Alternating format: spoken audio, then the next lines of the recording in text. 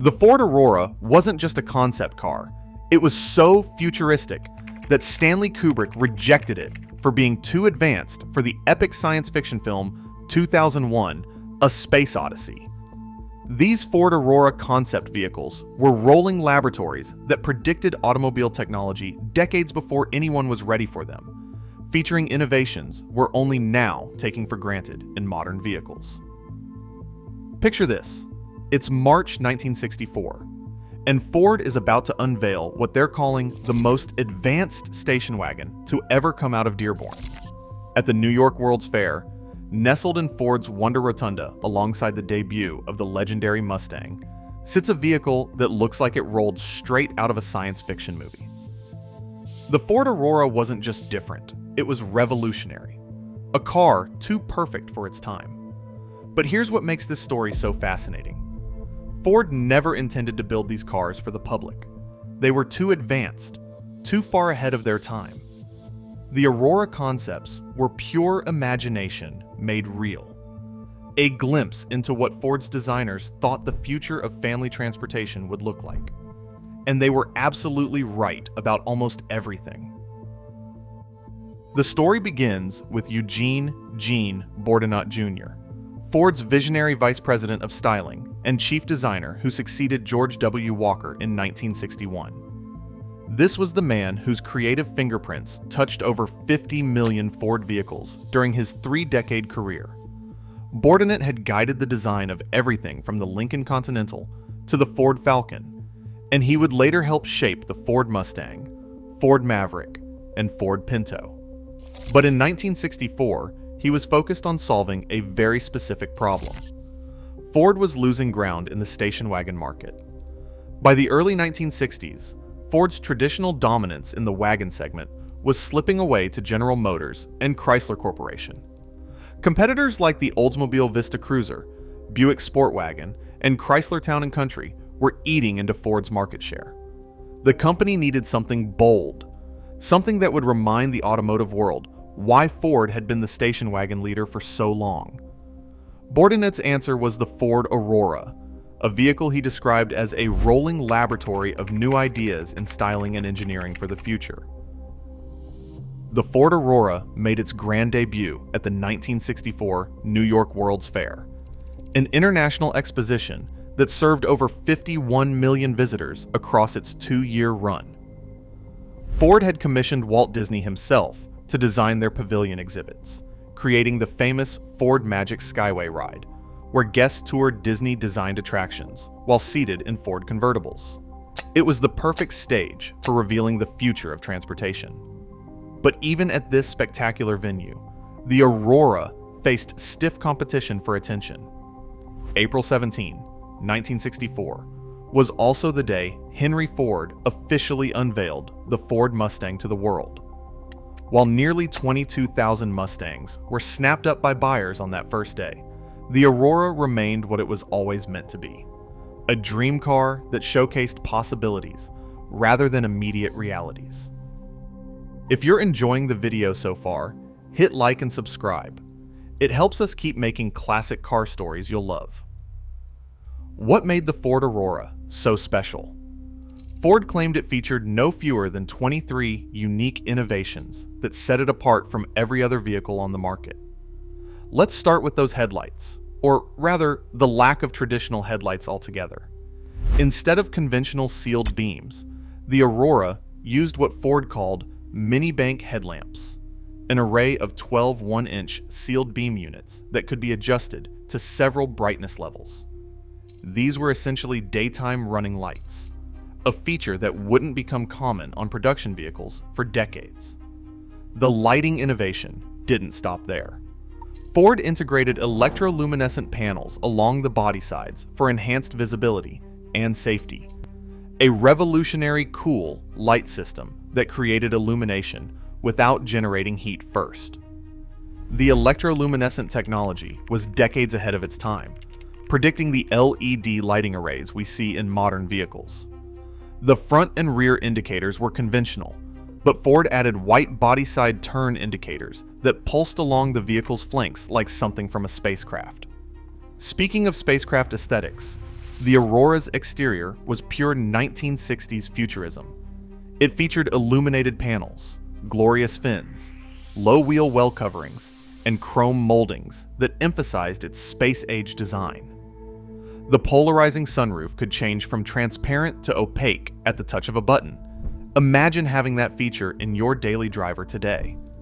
And instead of a conventional steering wheel, the Aurora featured a powered steering bar that required just half a turn from lock to lock, remarkably similar to the yoke steering wheels that Tesla and other electric vehicle manufacturers are experimenting with today.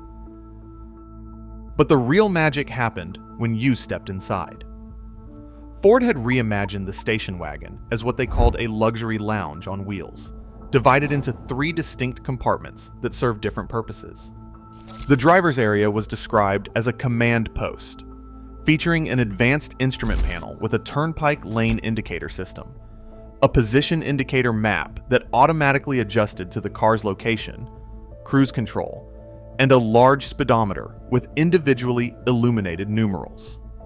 This was GPS navigation and advanced driver assistance systems, decades before the technology existed to make them practical.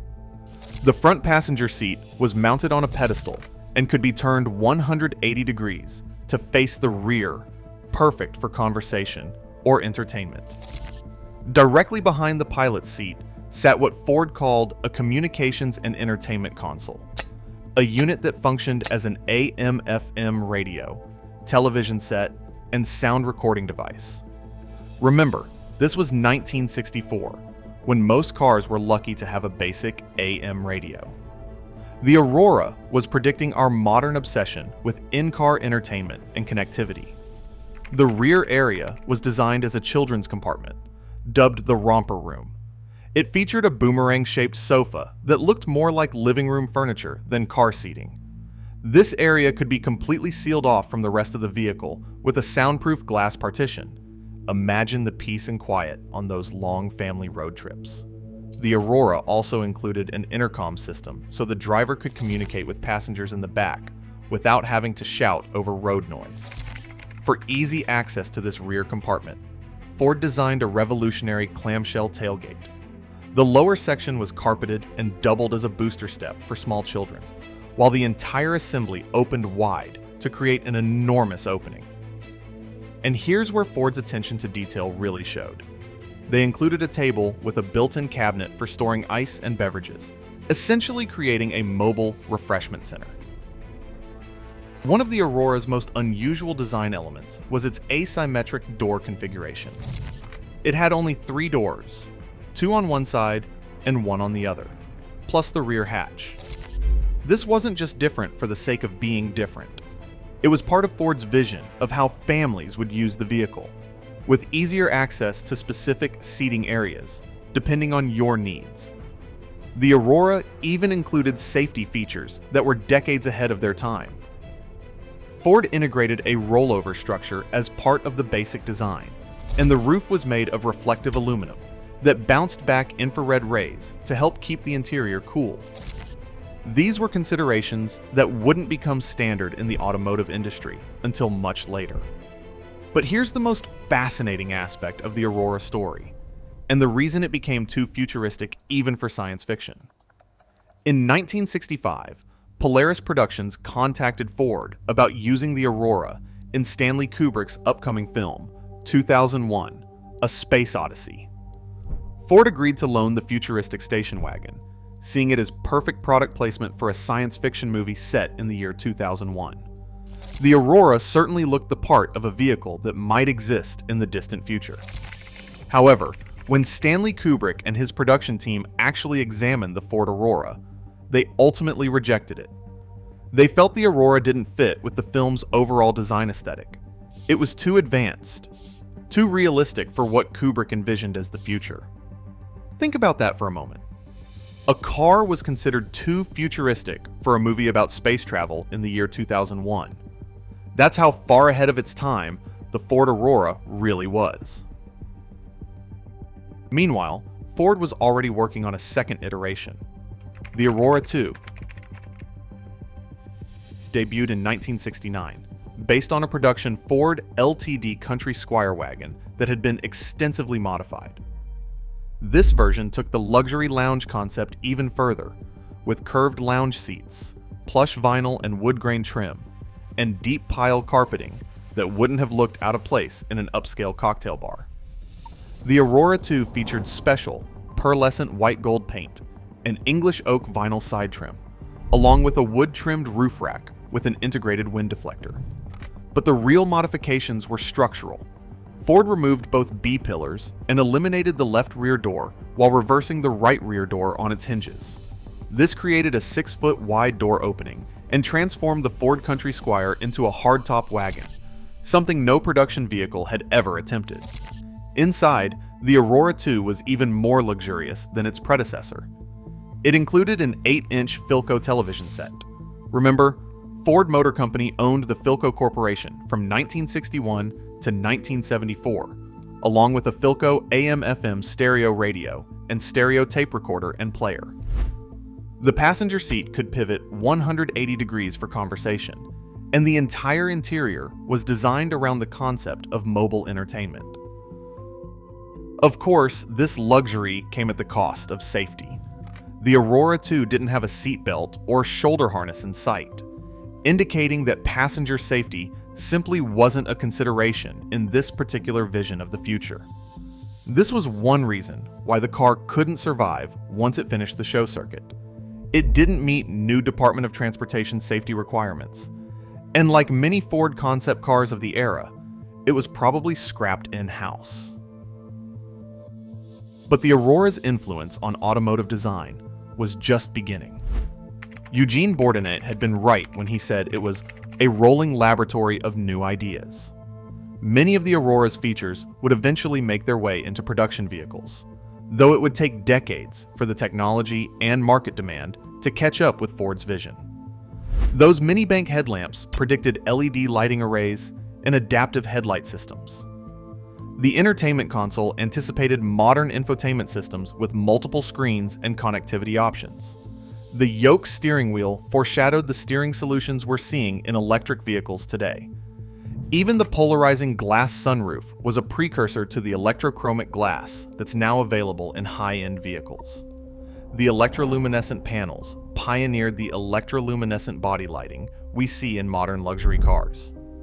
The Aurora also demonstrated Ford's understanding that the station wagon could be more than just a practical family hauler. It could be a lifestyle statement, a mobile living space that adapted to how families actually wanted to use their vehicles. This philosophy would eventually influence the development of minivans, SUVs, and crossovers that prioritize passenger comfort and convenience. The Ford Aurora showed that concept cars could be more than just styling exercises. They could be genuine laboratories for testing advanced technologies and new approaches to vehicle packaging. The Aurora wasn't built to sell cars in 1964. It was built to inspire the cars that would be sold in the 1970s, the 1980s, and beyond. Today, the original Ford Aurora resides in the Henry Ford Museum in Dearborn, Michigan, a National Historic Landmark designated in 1981, though it's not currently on public display.